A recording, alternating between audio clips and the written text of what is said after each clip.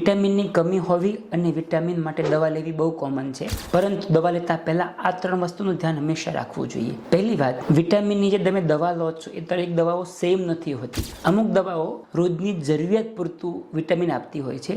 અમુક દવાઓ એવી હોય છે કે જે ખામી હોય એની પૂર્તિ માટે એક્સ્ટ્રા ડોઝ આપવામાં આવે. દાખલા તરીકે વિટામિન B12 માટે તમે એમ્બિશન એસએલ ગોળી લો તો એમાં 1500 માઇક્રોગ્રામ વિટામિન B12 હોય, E2Z માં 1 મિલીગ્રામ હોય, ન્યુરોબાયોનમાં 15 મિલીગ્રામ હોય. એ ત્રણેય દવાઓ સેમ નથી, ત્રણેયનો હેતુ અલગ અલગ છે અને એ દવાઓ ડોક્ટરને પૂછીને તમારા માટે કઈ દવા શૂટ થાય એ તમારે લેવી જોઈએ. બીજી વસ્તુ, વિટામિનની કમી થાય તો એની સારવાર માત્ર દવા કે ઇન્જેક્શન નથી. સાચી સારવાર છે કે તમારા શરીરમાં વિટામિનની કમી કેમ થઈ એ કારણ શોધી ખોરાકમાં જરૂરી ફેરફાર કરો અને બને ત્યાં સુધી કોઈ ડાયટિશિયનની હેલ્પ લો. એ તમારા ડાયટને એનાલાઇઝ કરે અને તમને જરૂરી ફેરફાર સૂચવે જેથી તમારે ફરીવાર સેમ પ્રોબ્લેમ ન આવે. અને ત્રીજી મહત્વની વાત, આપણા શરીરમાં દરેક વિટામિન સરખી રીતે સ્ટોર થતા નથી. એક્ઝામ્પલ આપું તો વિટામિન B12 છે તો એ વોટર સોલ્યુબલ છે.